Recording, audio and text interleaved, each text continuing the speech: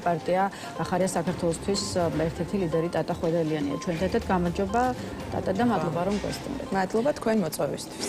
ტატა, გავხსნათ გადაცემის ეს ნაწილი CO2-ს თავმჯდომარის, ფინეთის საგარეო საქმეთა მინისტრის საქართველოში ვიზიტთან დაკავშირებული პერიპეტიების შეფასებით, ვინაიდან და რადგანაც როგორც ჩანს არ ჩაიარა ამ ვიზიტმა ისე როგორც ეს სავარაუდოდ წარმოედგინა ქართულ ოცნებას. CO2-ს თავმჯდომარე რუსთაველის გამზირზე მივიდა და აქციის მონაწილეებს ხვდა, იქით ჩაიშალა შეხვედრა ირაკლი კობახიძესთან, საბოლოოდ კი CO2-ს თავმჯდომარეს, რომლის საქართველოში ვიზიტს რამდენიმე დღის წინ მიესალმებოდა ქართული ოცნება, Deep State-ის აგენტი და აკაც უკვე უწოდეს და ის სწორედ ამ ეპითეტების ფონზე მოუწია მას შეიძლება ითქვას ჩვენი ქვეყნის დატოვება. რამდენად შეიძლება ითქვას, რომ CO2-ს თავმჯდომარის საქართველოში ვიზიტი ვერ შედგა ისე, როგორც ამას ელოდებოდა ქართული ოცნება და ვიზზე მოდის პასუხისმგებლობა, რომ ყველაფერი წინასწარ გაწერილი, ასე ვთქვათ, პროტოკოლის შესაბამისად ვერ წავიდა.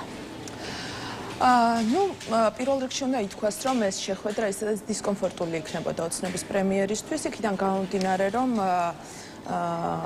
დღეს ჩვენს ქვეყანას ყავს ეგრეთ წოდებული პრემიერ-მინისტრი, რომელიც საერთოდ არ არის ჩასული საოკუპაციო ხაზთან. შესაბამისად, ნებისმიერი რაკურსით ამასთან დაკავშირებით შეკითხვები მისთვის დისკომფორტული იქნებოდა და აუცილებლად მას მოუწევდა ამ შეხვედრაზე იმ კითხვებზე პასუხის გაცემა, რომელიც ეხება ჩორჩანას, რომელიც ეხება საოკუპაციო ხაზს, ზოგადად დაოკუპირებულ ტერიტორიებს, იმას, რომ რუსეთი არის ოკუპანტი. შესაბამისად, ჩვენი ეგრეთ წოდებული ხელისუფლების წევრები ამ კითხვებს გაურბიან და მათთვის ეს დისკომფორტულია. შესაბამისად, მე ნამდვილად არ შევალ იმის შეფასებაში, რომელმა მხარემ გააუქმა ეს შეხვედრა, თუმცა კონტექსტი ის, რომ ეს შეხვედრა იქნებოდა დისკომფორტული ოცნებისთვის და კობახიძისთვის, ეს არის ფაქტი, იმიტომ რომ EU-თო იცით, რომ საოკუპაციო ხაზთან და ზოგადად ოკუპირებულ ტერიტორიებთან დაკავშირებით საკითხებში არის ძალიან მნიშვნელოვანი აქტორი, რომელიც სხვადასხვა შეფასებებს აკეთებს ამ მიმართულებით. რა თქმა უნდა, ეს შეკითხვები იქნებოდა და მე მინდა შეგახსენოთ ბოლო განვითარებული მოვლენები, იმის შემდეგ, რაც მათ აწარმოეს დანაშაულებრივი გამოძიება ჩორჩანას შესახებ, სადაც დაადანაშაულეს ქვეყნის ყოფილი პრემიერ-მინისტრი გიორგი გახარია იმაში, რომ მან დააზიანა ჩვენი ქვეყნის ინტერესები იმითი, რომ ჩადგას მის გადაწყვეტილებით ჩაიდგა საგუშაგო ჩორჩანაში. მაშინ, როდესაც ეს იყო ერთადერთი პასუხი ჩვენი ქვეყნის მხრიდან, მშვიდობიანი პასუხი ოკუპანტ რუსეთს და ამითი მოხდა ჩვენი ხალხის და ჩვენი მიწების დაცვა. ეს ყველაფერი მათ აწარმოეს და გამოაცხადეს დანაშაულებრივ ქმედებად, ამისთვის შეკერეს საქმე. 15-დან 20 წლამდე პატიმრობა ემუქრება გიორგი გახარიას ამ საქმის გამო და ფაქტიურად აი ესე ერთ ხმაში საუბრობენ დე-ფაქტო ხელისუფლებასთან, ოკუპანტებთან.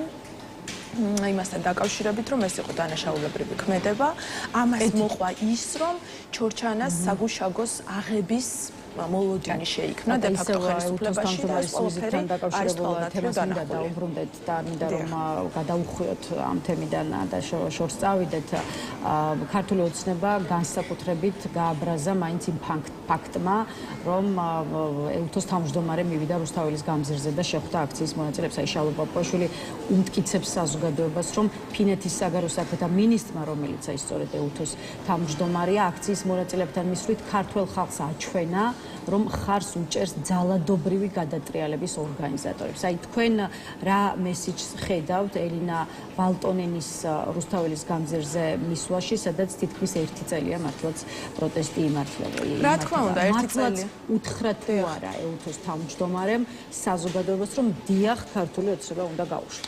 ოცნება მიეჩვია იმას, რომ ნებისმიერ ქმედებას, თუნდაც ქვეყნის შიგნით და ქვეყნის გარეთ, ის იყენებს საკუთარი მიზნებისთვის და პირველ რიგში ამ ყველაფერს არ იყენებს ჩვენი მოსახლეობის საუკეთესო ინტერესების გათვალისწინებისთვის, ამ ყველაფერს ის იყენებს თავისი ვიწრო პარტიული ინტერესების გასაძლიერებლად, ისევ და ისევ ხალხის წინააღმდეგ, შესაბამისად არავინ არ იცის რა იმალება ამის უკან, თუმცა ისინი ძალიან კარგად იყენებენ ნებისმიერ ქმედებას. ხო, ჩვენი პარტნიორები და ზოგადად საერთაშორისო საზოგადოება, ისინი თავისუფლები არიან საკუთარ არჩევანში, მათ აქვთ იმის შესაძლებლობა, რომ ნებისმიერი სახით აწარმოონ შეხვედრები. მაშინ, როდესაც ქვეყანაში 100-ზე მეტი პოლიტპატიმარი ყავს უკვე რა თქმა უნდა ეს ყველაფერი მოგვიტანა ბოლო მოვლენებმა იმ მშვიდობიანმა დამხობამ რომელმაც მოგვიტანა კიდევ უფრო მეტი პოლიტპატიმარი მსხვერპლი ამ მთელი პროცესის მსხვერპლი შესაბამისად ამ სიტუაციის გათვალისწინებით იმ სიტუაციის გათვალისწინებით რაც ზოგადად პოლიტიკურად ჩვენს ქვეყანაში არის და ეს საკმაოდ მძიმე სიტუაცია არის რა თქმა უნდა საერთაშორისო მიმართულებით მნიშვნელოვანია რომ ყველა ადამიანთან იყოს შეხვედრა, ყველას აზრი იყოს გათვალისწინებული. მაგრამ ეს აღიზიანებს ქართულ ოცნებას. განსაკუთრებით მომიტინგეებთან შეხვედრებით. შესაბამისად აღიზიანებს ოცნებას, რომ მართლა შეიძლება ითქვას, არაფერი აღიზიანებს ქართულ ოცნებას ისე, როგორც რუსთაველის გამზირზე მყოფი პროტესტის მონაწილეებისთვის მხარდაჭერის გამოხატვა და დაფიქსირება. აი, რამდენად იზიარებთ არაერთი პოლიტიკოსის თუ არაპოლიტიკოსის შეფასებას, რომ ხელისუფლებას აღელვებს ყოველდღიური აქციები, მიუხედავად იმისა, რომ კარგი ხანია ამ აქციების მასშტაბები მნიშვნელოვნად შემცირებულია, ხო?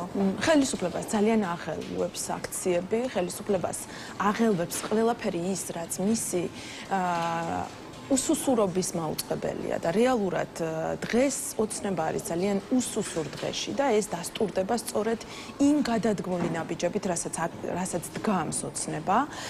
ანუ ძალა, რომელიც გვეუბნება, რომ მას აქვს 80%-იანი მხარდაჭერა და მაღალი ლეგიტიმაცია ქვეყანაში, მისთვის პრობლემა არის 50 ადამიანის მიერ გადაკეტილი ქუჩა და ამისთვის მზად არის შეცვალოს კანონები, მოარგოს ყველაფერი იმას, რომ დევნოს ეს ყველაფერი შესაბამისად აქ ჩანს მათი უსუსურობა პირველ რიგში მათ არ აქვთ იმის საშუალება იმის რესურსი რომ ესაუბროს ადამიანებს ესაუბროს საკუთარ მოქალაქეებს მათ ესაუბროს ვისაც დგას მისი ძალაუფლება ვინც არის მისი ძალაუფლების წყარო შესაბამისად ის იგონებს ახალ კანონებს, დრაკონულ კანონებს იმისთვის, რომ დევნოს განსხვავებული აზრი.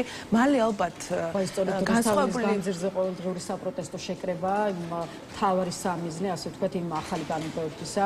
ნებისმიერი განსხვავებული აზრი. არა, ჩვენ არ უნდა გავაიგივოთ, ჩვენ არ უნდა დავინახოთ ეს მხოლოდ აქციების ჭრილში ეს შეზღუდვები და ეს დრაკონული კანონები. ნებისმიერი ფორმით განსხვავებული აზრი, ნებისმიერი ფორმით თავისუფალი აზრი ჩვენს ქვეყანაში ოცნების მხრიდან იდევნება, იმიტომ რომ მათ აღარ აქვთ რესურსი იმისა, რომ მართოთ ქვეყანა ამ განსხვავებული და თავისუფალი აზრის კონტექსტში. არ შეუძლიათ მათ დაახვედრონ შესაბამისი არგუმენტები, იმიტომ რომ მათ არ აქვთ რესურსი ქვეყანა მართონ, მათ არ აქვთ ლეგიტიმაცია, შესაბამისად ისინი იგონებენ კანონებს, მათ რომ შეეძლოთ კონსტიტუციის ცვლილებაც და მადლობა ღმერთს მათ არ აქვთ ამის შესაძლებლობა, ისინი ნამდვილად კონსტიტუციასაც შეცვლიდნენ, იმიტომ რომ სხვას ვერაფერს ვერ უხერხებენ განსხვავებულ აზრს და მთავარი არის ის კანონები, რომლებიც ახლა შემოდის, კიდევ უფრო მეტად ამძიმებს პოლიტიკურ ვითარებას, ამას ისინი ვერ ახსნიან, ვერც ქვეყნის შიგნით, ვერც ქვეყნის გარეთ, იმიტომ რომ ეს მხოლოდ და მხოლოდ ადასტურებს იმას, რომ ოცნება დღეს უსუსურ დღეშია და მათ არ აქვთ იმის რესურსი, რომ ესაუბრონ საკუთარ მოქალაქეებს და ამით მოაგვარონ ის გამოწვევები, რომლებიც მათ წინაშე არის დამდგარი და ეს გამოწვევები, რა თქმა უნდა, მათ მიერ გადადგმული ნაბიჯების გამო არის დამდგარი ჩვენს ქვეყანაში. წავე კრიტიკა ახლავს თქვენი პარტიის ერთ-ერთი ლიდერის გიორგი შარაშიძის განცხადებას, რომელმაც თქვა, რომ ქართულ ოცნებას 4 ოქტომბრის მოვლენებმა მისცა საბაბი კანონებში შეეტანა იმაზე მძიმე რეგულაციები, ვიდრე აქამდე ჰქონდა და გავახსენო და მაყურებლებს უფრო ზუსტად რა თქვა გიორგი შარაშიძემ. ვინ მისცა ოცნებას ძალადობრივი კანონების მიღების საბაბი? ეს კანონპროექტები არის 4 ოქტომბრის სპეცოპერაციის და უპასუხისმგებლო პოლიტიკოსების საქმეების შედეგი. შეიძლება ამდენი ეგრეთ წოდებული საჩუქარი გაუკეთო ოცნებას? აი, ასეთი შინაარსისაა მოკლედ განცხადება, რომელიც რამდენიმე დღის წინ გააკეთა გიორგი შარაშიძემ. იზიარებთ პარტიაში მის პოზიციას? ეს არის პერსონალურად გიორგი შარაშიძის, ასე ვთქვათ, პოზიცია თუ ეს არის პარტიული შეხედულება, იმიტომ რომ თუ კი იზიარებთ, საპასუხო კითხვას გისვამენ კონკრეტული ადამიანები. აი მაგალითად ასეთია ეს კითხვა. თქვენივე ლოგიკით გამოდის ქართული ოცნება, რომ გიორგი გახარიას წინააღმდეგ ლამის 20 წლიანი მუხლით აპირებს საქმის აღძვრას, რაზეც თქვენ დღეს ისაუბრეთ კიდეც, ეს გახარიას უპასუხისმგებლო პოლიტიკის შედეგია, თორემ ოცნება ამას როგორ გააკეთებდა. ერთი შეხედვით ნამდვილად ლოგიკური უკითხვა იმ ადამიანების მხრიდან, ვისაც თქვენი პარტიის პოზიცია თუ პერსონალურად გიორგი შარაშიძის პოზიცია. კი ბატონო, მე სულად ვიზიარებ რა თქმა უნდა გიორგი შარაშიძის პოზიციას და ჩვენ ძალიან ბევრჯერ ვთქვით ამის შესახებ. ის რომ ქვეყანაში არსებული მდგომარეობა და არსებული პოლიტიკური ვითარება არის დამძიმებული, ეს რა თქმა უნდა არის პარლამენტის ბოიკოტირების შედეგი. მაგრამ მაშინ აი აქ კონკრეტის პარლამენტის ბოიკოტირების შედეგად დავასრულებ. საფუძველი ქართულ ოცნებას მის წინააღმდეგ მზადდებოდეს საქმე, რომელიც ლამის 20-იან პატიმრობას არანაირი თანხმედრა არ არსებობს ამ ორ მოცემულობას შორის. ის რომ გიორგი გახარიას წინააღმდეგ შეთითხმილი ბრალდებები არის ჩორჩანაზე 20 ივნისზე და კიდევ ბევრი საქმეები იქნება, იმიტომ რომ ოცნება არის არაპროგნოზირებადი რეჟიმი და ყველა ძალით ცდილობს ყველაზე მნიშვნელოვანი და ყველაზე ძლიერი საკუთარი ოპონენტი დევნოს პოლიტიკურად და სწორედ ამიტომ მისი ოცნება ქართული ოცნების ოცნება და ასევე ნაციონალური მოძრაობის თანხმედრაში არის მათი სურვილები ამაშიც არის ის რომ გიორგი გახარია ჩამოაცილოს პოლიტიკურ სივრცეს რომ ის აღარ იყოს პოლიტიკურად აქტიური თუმცა ეს ოცნებად რჩება ოცნებისთვისაც და ნაციონალური მოძრაობისთვისაც ანუ ეს არის სრულიად განსხვავებული ორი საკითხი რომელსაც ჩვენ ვერანაირად ერთ კონტექსტში და ერთ სიბრტყეში ვერ განვიხილავთ ერთი არის პოლიტიკური ოპონენტის პოლიტიკური დევნა და პერსონალური ვენდეტა, რომელიც დაანონსებული იყო 2024 წლის არჩევნების წინ 4 დღით ადრე და ჩვენ ნახეთ ერთ-ერთი პროპაგანდისტული მედიის ეთერში პირდაპირი მუქარა გიორგი გახარიასადმი, რომელიც დაანონსდა აბას მოყვა მე მას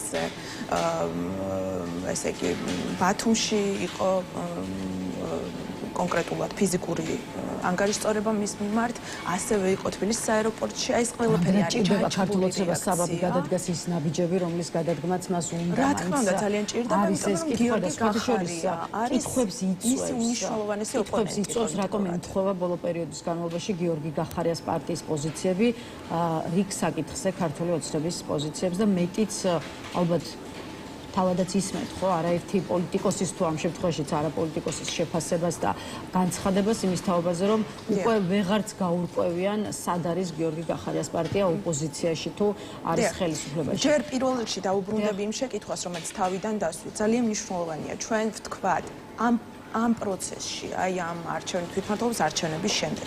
ჩვენ თუ შეცდომას არ დავარქმევთ შეცდომას, დანაშაულს არ დავარქმევთ დანაშაულს, უპასუხისმგებლო პოლიტიკოსებს არ მივუჩენთ თავის ადგილს.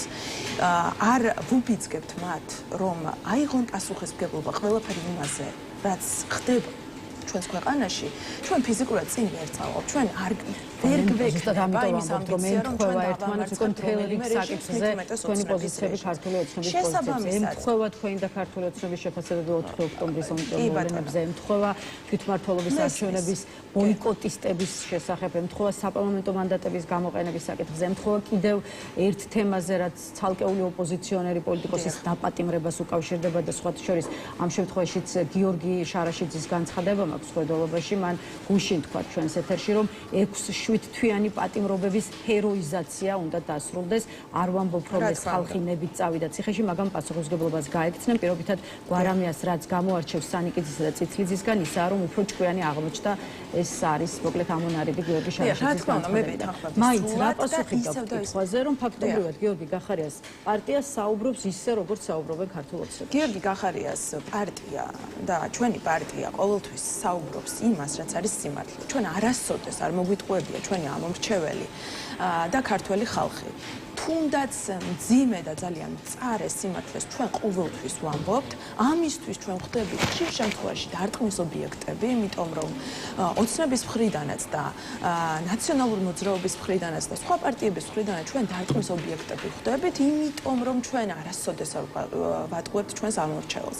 შესაბამისად ჩვენ ვამბობდით 2024 წლის არჩევნების შემდეგ რომ ჩვენ ვემზადებოდით თვითმმართველობის არჩევნებისთვის და ჩვენ მივიღეთ მონაწილეობა ამ არჩევნებში, იმიტომ რომ ეს იყო სწორი გზა. ჩვენ ახლაც ასე ვთვლით, რომ ეს იყო სწორი გადაწყვეტილება, თუ ეს იქნება კიდევ ჩვენ იგივე გზას გავივლით ამ მიმართულებით, იმიტომ რომ ძალიან მნიშვნელოვანია ჩვენ რეჟიმს ვებრძოლოთ მთელი გაასმაგებული ძალით.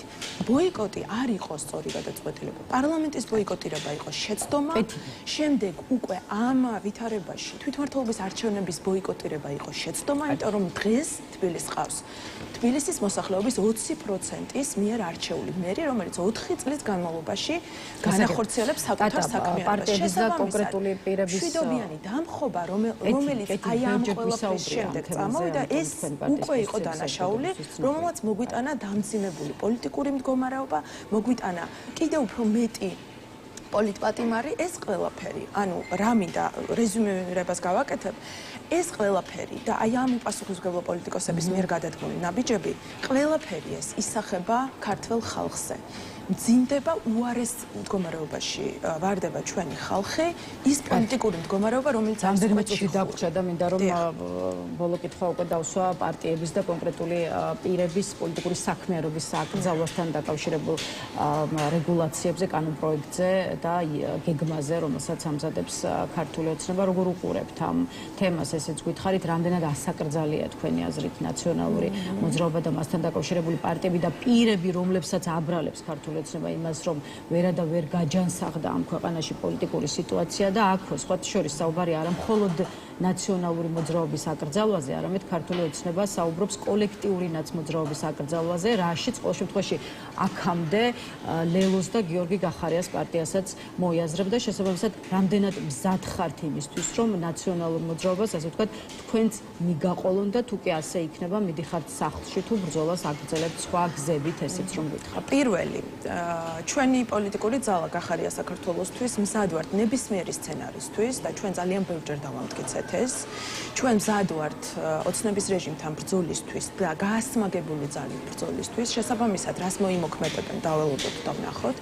მეორე, ნაციონალური მოძრაობა არის ასაკრძალი, თუმცა ქართულ ოცნებას ჰქონდა 13 წელი იმისთვის, რომ მოეხდინა ეს და მათ მართლა რომ სდომოდათ ნაციონალური მოძრაობის აკრძალვა, ისინი გააკეთებდნენ ამას, იმიტომ რომ ჰქონდა ძალიან ბევრი შანსი ამისთვის.